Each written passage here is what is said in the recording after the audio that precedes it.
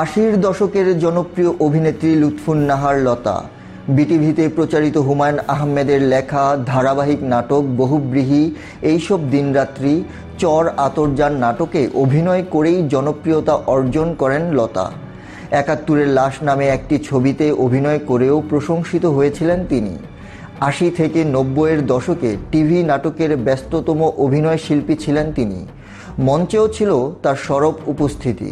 কিন্তু সব কিছুকেই বিদায় জানিয়ে ১৯৯৭ সালে পাড়ি জমান সুদূর যুক্তরাষ্ট্রে।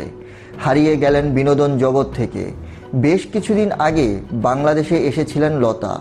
সে সময় বেসরকারি টেলিভিশন এনটিভিকে দেওয়া সাক্ষাৎকারে জীবনের নানা চড়াই উতরাইয়ের গল্প বললেন জনপ্রিয় এই অভিনেত্রী। সাক্ষাৎকারে নিউ ইয়র্ক শহরে থিতু হওয়ার বিষয়ে অভিনেত্রী বলেন, আমি নিউ ইয়র্ক শহরে একেবারে আনন্দ করতে করতে চলে গেছি তা কিন্তু নয়। জীবন কিন্তু সোনার পালঙ্ক নয়। এই নিউ ইয়র্ক শহরের পথে পথে আমার অশ্রু ঝরেছে। আমার এমন দিন গেছে যেদিন আমি মাটির ব্যাংকে আমাদের দেশে যেমন টাকা জমিয়ে রাখি, তেমন আমার একটি বড় কাপের ভেতরে খুচরো টাকা রাখা হতো। এমন দিন গেছে যে আমার ঘরে খাবার নেই, আমার সঙ্গে ৫ বছরের ছোট বাচ্চা। আমার ওই কয়েন ভাঙিয়ে একটু চাল আলু এনে সেদ্ধ করে তাকে খাওয়ানো হচ্ছে। কিন্তু কিছুই এসে যায় না। জীবন তারও চেয়ে অনেক বড়। আমার ভাবনা, আমার চিন্তা, আমার চেতনা ওই এক বেলার খাবারের কাছে আমি আটকে দেব কেন? আজকে কষ্ট আছে, পরের দিন ব্যবস্থা হবে। একটা সময় আসবে, দুঃখ তো চিরদিন থাকে না। তার জন্য কর্মী হিসেবে দাঁড়াতে হয়, পা দুটিকে শক্ত করে দাঁড়াতে হয়।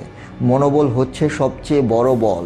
সাক্ষাৎকারে নারীদের উদ্দেশ্যে লতা বলেন, আমি পৃথিবীর মেয়েদের উদ্দেশ্যে একটি কথা বলতে চাই, মেয়েদের জীবন কিন্তু খুব কষ্টের।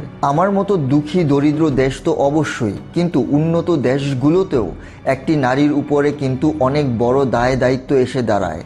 এর জন্য নারীর জীবনে তার সবচেয়ে বড় শক্তি হচ্ছে তার মনের জোর, তার শক্তি, তার সাহস, তার বিশ্বাস।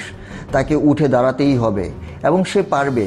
আমি পৃথিবীতে দেখেছি একটা নারী যা কিছু করতে পারে ২০ জন পুরুষও সেটি করতে পারে না। প্রথম স্বামী নাসিরউদ্দিনের সঙ্গে লতার বিবাহ বিচ্ছেদ ঘটে। যদিও বহু বছর পর নিউ ইয়র্ক প্রবাসী লুৎফুন্নাহার লতা মার্কিন নাগরিক মার্ক ওয়াইনবার্গকে বিয়ে করেন। পেশায় তিনিও একজন শিক্ষক। লুৎফুন্নাহার লতা তার সাবেক স্বামীকে ক্ষমা করে দিয়েছেন কিনা উপস্থাপকের এমন প্রশ্নের জবাবে অভিনেত্রী বলেন, হ্যাঁ অবশ্যই। ধরুন আপনি কাউকে ভালোবেসেছেন, তিনি আপনাকে চরম আঘাত দিয়ে গেলেন। তাকে যদি আপনি ক্ষমা করে দিতে পারেন আর নিজেকে দূরে রাখতে পারেন, এর চেয়ে ভালো জিনিস আর নেই। আমার জীবনে তো প্রচুর ভাঙা গড়া, উত্থান পতন। বর্তমান সময়ে সাবেক স্বামীকে নিয়ে কিছু বলতে চান? উত্তরে লতা বলেন, তার উদ্দেশ্যে আমার কিছু বলার নেই, তিনি ভালো থাকুন। সবচেয়ে বড় কথা হচ্ছে তিনি আমার ছেলের বাবা। আমার সন্তানকে নিয়ে আমি গর্বিত যে তার বাবা একজন মুক্তিযোদ্ধা, একজন লেখক। এর চেয়ে বড় উপহার আমি আমার সন্তানকে দিতে পারতাম না কখনোই।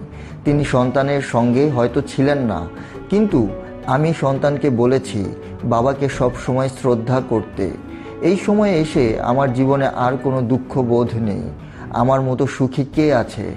আজকে আমি বলবো যে আমি যা করতে চেয়েছি, আমার সবচেয়ে বড় যে কর্তব্য মা হিসেবে, আমি সেটা করেছি। আমি একা মা। ধরুন আজকে ২৩ বছর তার বাবা সঙ্গে নেই, বাবাকে দেখেনি। এটা তো কম কথা নয়। আমার সন্তানকে আমি পূর্ণ একজন মানুষ এবং মর্যাদা সম্পন্ন মানুষ হিসেবে বড় করেছি। সেও আমার মতো হয়তো সব কিছু ক্ষমা করেছে। বাবার তো কিছু দায়িত্ব থাকে। এই প্রসঙ্গে অভিনেত্রী লতার ভাষ্য, সে ব্যাপারে আমি বিচার করার কেউ না। প্রত্যেকের নিজস্ব দায় থাকে। আমি কেবল আমার দায় নিয়ে কথা বলতে পারি। কেন আমি অন্যকে বিচার করব? আমি তো বিচারক না। মানুষ ভুল করে না? তার ভুল হতে পারে না? আমি একজন শিল্পী, আমারও ভুল হতে পারে। আমিও ভুল করতে পারতাম। হয়তো আমার জায়গায় তিনি করেছেন। আমার কাছে হয়তো ভুল, তার কাছে হয়তো সেটা ভুল ছিল না। এটা কোনো ব্যাপার না। ব্যক্তিগত বিষয়গুলো আসলে সব কিছুর ঊর্ধ্বে। জীবনে যা কিছু কর্তব্য ছিল আমি করেছি। যুক্তরাষ্ট্র নিয়ে মানুষের মধ্যে উন্মাদনা কাজ করে। দেশের মানুষ মনে করেন যুক্তরাষ্ট্র সুখের স্বর্গরাজ্য।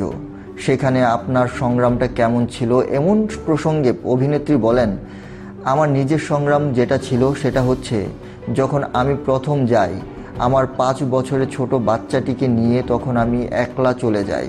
সত্যি কথা বলতে আমি অনেক ডলার বা পয়সা নিয়ে যাইনি। আমার ছোট বোন থাকতো ওখানে। ওখানে 2 দিন থাকার পর আমার জন্য একটি ছোট্ট বাসা ভাড়া করা হয়। সেখানে থাকি 1 মাসের মতো। নিউ ইয়র্কে প্রথম স্ট্রাগল হলো থাকার জায়গা, দ্বিতীয় হলো একটি কাজ। সব কিছুই একটা নিয়মের মধ্যে যেতে হয়। আমি যেহেতু দেশে ব্যাংকে কাজ করতাম, পাশাপাশি অভিনয় করতাম, সেখানে যাওয়ার পর আমার চোখের সামনে বিটিভির ক্যামেরা লাইট জ্বলে উঠত আর আমার চোখে অশ্রু ঝরত। যাই হোক, আমি ব্যাংকে জব করেছি। বাচ্চাকে সময় দেওয়ার প্রয়োজন ছিল। ব্যাংকের চাকরির ওই সময়ে আমার বাচ্চাটাকে কে দেখবে, সেজন্য আমি বোর্ড অফ এডুকেশনের জন্য চেষ্টা করলাম, কোর্স করলাম। সার্টিফিকেশন করে আমি New York City Department of এডুকেশনে জয়েন করলাম। সেখানে আমি রেগুলার নিউ ইয়র্ক পাবলিক স্কুলের কাজ করছি, পিছিয়ে পড়া বাচ্চাদের জন্য কাজ করছি। জীবনে সুখ নিয়ে সারা জাগানো এই অভিনেত্রীর উপলব্ধি, সুখ তো মানুষের মনের কাছে। সুখ কাকে বলে? সুখ কি অনেক টাকা? সুখ কি বড় বাড়ি, বড় গাড়ি? তা কিন্তু নয়। আমি অনেক খুশি, কারণ আমার এই যে দীর্ঘ পথ চলা, এই যে জার্নি, এর ভেতর দিয়ে আমি একা মা ছেলেকে বড় করেছি। আমার ছেলে নিউ ইয়র্ক ডিপার্টমেন্ট অফ লর একজন আইনজীবী। তার যে অবস্থান, সেটা আমার জন্য গৌরবের, অনেক বাঙালির জন্যও গৌরবের। ঢাকার কি মিস করা হয়? এমন এক প্রশ্নের জবাবে লতা বলেন, একটা সময় ছিল যে ঢাকায় আমি নিজে ড্রাইভ করতাম, নিজে ড্রাইভ করে টেলিভিশনে যেতাম, রেডিওতে নিউজ পড়েছি। দীর্ঘ 25 বছর আমি রাজশাহী রেডিও, খুলনা ও ঢাকা রেডিওতে নিউজ পড়েছি। সেই দিনগুলোই মিস করি। ধন্যবাদ সবাইকে সঙ্গে থাকার জন্য।